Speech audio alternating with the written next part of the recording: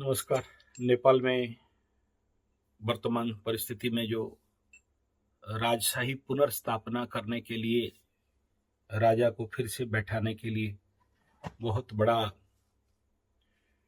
लोगों के द्वारा आंदोलनात्मक परिस्थिति और माओवादी और नेपाल कांग्रेस उसका जो कुछ भी नेपाल का न्यूज संवाद। मैं जस्ट कुछ दिन नीचे नेपाल गया था मेरा गौ कथा के लिए, प्रवचन के लिए, और पूरा नेपाल घुमा। और मैं जिस दिन गया था उस दिन भी नेपाल के राजा जी और उनका सारे समर्थक रोड में उतरे हुए थे। और मैं काठमांडू में भी ठहरा 3-4 दिन। वहाँ बहुत सारे लोगों का कुंडली देखा, बहुत अच्छा सम्मान मिला। और काठमांडू से लेके कई प्रकार के तीर्थस्थल में भी यात्रा में किया। तो उस समय मेरे को कुछ लोग नेपाल का राजा जी का कुंडली दिखा रहे थे, और नेपाल का जो गणतंत्र का भी कुंडली में देख रहा था। तो जो परिस्थिति है वहाँ ऐसे कुंडली में नेपाल का जो, मैं हालांकि उतना ज़्यादा अभी एक्सप्लेनेशन करने नहीं बैठा हूँ, किसी दिन बैठूंगा। तो नेपाल जिस ग्रह स्थिति में और जिस लग्न राशि में नेपाल का नया कुंडली उभर के आया, नेपाल गणतंत्र का, नेपाल पुरातन का नहीं, तो उसका भी मैं एनालिसिस कर रहा था। नेपाल में जो राज परिवार में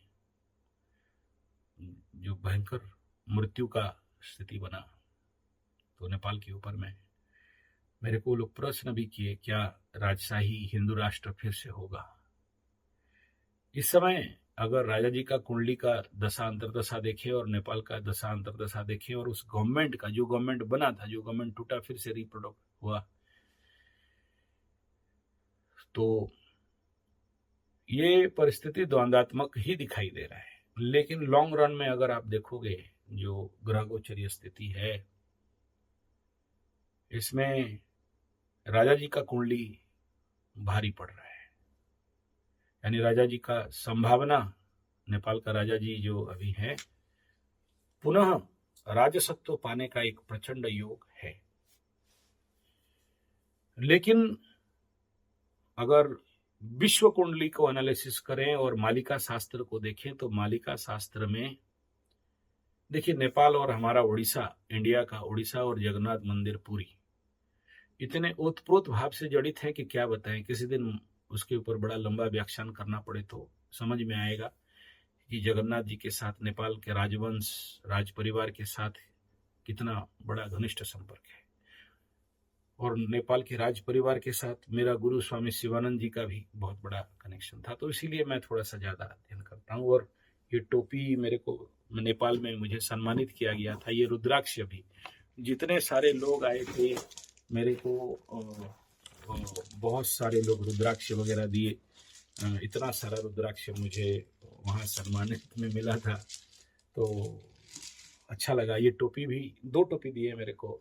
फिर उनका जो वो सांस्कृतिक अस्त्र है कुखरी, ये भी मेरे को सम्मानित किया गया था, तो वहाँ सारे लोग दिए। फिर पशुपतिनाथ का एक बहुत बड़ा मोमेंटो भी दिए।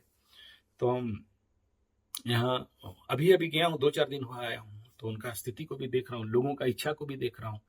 तो मैं पूरा विराटनगर में मैं था, तो विराटनगर से वहाँ पूरा आसपास जितने सारे दंतकाली और छिन्नमस्ता, वो सारा इलाका में घूमा। फिर वहाँ से बाकी स्थान में करीब करीब 1000-2000 किलोमीटर का रनिंग हुआ मेरा पूरा मतलब पूरा एरिया। तीर्थाटन भी मेरे को कराए, बाय रोड में घुमा ताकि लोगों का मानसिकता को समझ सकूं, राजनीतिक लेवल पे, आध्यात्मिक लेवल पे।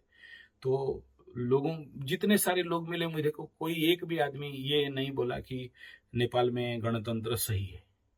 और जिस दिन मैं गया था, होलिका दहन था, तो वहाँ पर बहुत अच्छा प्रोसेशन वगैरह, रैली वगैरह निकाला गया था।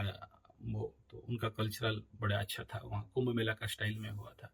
वहाँ पर तो भोरा जी थे, जयेश भोरा जी, और वहाँ अशोक जी थे। तो बड़े सारे अच्छे मित्र वहाँ पर थे, जो लोग इस प्रोग्राम को, गीता भवन विराटनगर में आयोजन किया गया था। मैं 3 दिन वहाँ, आप लोग मेरा चैनल में भी जा सकते हो, संजय जी 75 गो कथावाचक, उसमें आप आज देख सकते हो। तो लोगों का इच्छा भी मैं हुआ, कुछ लोगों को जो मेरे साथ करीब 5-7 लोग गाड़ी में 2 दिन तक मेरे साथ रहे और पूरा 10-12 दिन तक मेरे साथ जो लोग रहे, मैं उनको पूछ रहा था, उनका मनोस्थिति को पूछ रहा था कि भाई क्या राजतंत्र आना चाहिए, क्या हिंदू राष्ट्र घोषणा करना चाहिए, क्या अभी का गणतंत्र में क्या प्रॉब्लम है। बोले देखो, यहाँ अभी का गणतंत्र के जो भी हैं ये लोग सारे चोर उचक्के हैं और सारा पैसा खा के उनके बच्चों को विदेश में रख के नेपाल के साथ गद्दारी कर रहे हैं। तो 100 चोर को चोर देश को लूटें और खोखला करें, इससे अच्छा है कि एक राजा रहे, वही खाए पिए, उसी का देश है। तो गणतंत्र यहाँ के लिए अच्छा नहीं है, राजतंत्र अच्छा है। तो लोगों के अंदर, मैक्सिमम लोगों को, बाकी लोग भी जो भी कथा में मेरे को सुनने, बहुत सारे भीड़ हुए थे वहाँ, मैं जब उनको पूछने लगा तो सारे वही बोल रहे थे कि हाँ, गणतंत्र not good for Nepal and राजतंत्र आना चाहिए, राजशाही आना चाहिए और उसके अंडर में बाकी लोगों को लेके सरकार बनना चाहिए।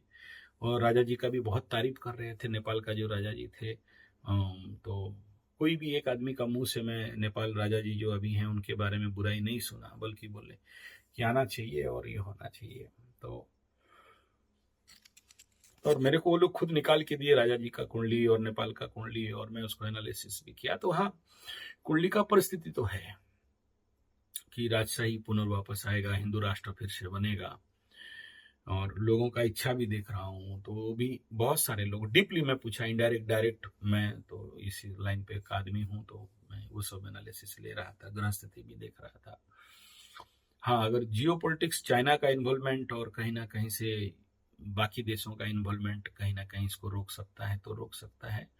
लेकिन हाँ, ये जरूर है कि कुछ लोगों का ये मतानुसार है कि कोई योगी जी का कनेक्शन है, मोदी जी का कनेक्शन है, भारत का कनेक्शन है राजशाही के लिए। तो जो भारत अगेंस्ट एजेंडा है, थोड़ा बहुत, ज्यादा नहीं है, लेकिन कुछ तो है जो लोग थोड़ा सा उसको मानसिक लेवल पे विरोध कर रहे थे। लेकिन उसके बावजूद भी ये जो बीच में नेपाल इंडिया का रिलेशन खराब हुआ था, उसको लेके था। लेकिन heartily they love to India. Nepal लोगों का जिसे बोलते हैं बेटी रोटी का संपर्क है नेपाल के साथ। तो उस दायरे पे अगर बात करते हैं तो ये परिस्थिति स्वाभाविक है। और अभी जितना सारा टसल है, पुलिस का आंसू गैस छोड़ना है, ये कुछ भी हो जाए, कोई मतलब का दिख नहीं रहा है। और क्योंकि अंदर आग है, अभी बड़ा भयंकर पॉजिटिव आग है राजशाही के लिए और हिंदू राष्ट्र के लिए।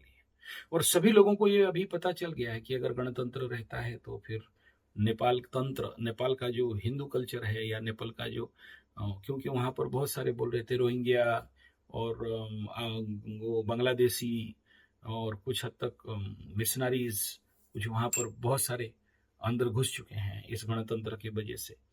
और लेकिन जिसके कारण हिंदू संस्कृति, धर्म, परंपरा और उनके मान्यताओं के ऊपर बहुत सारा ठेस पहुंच रहा है।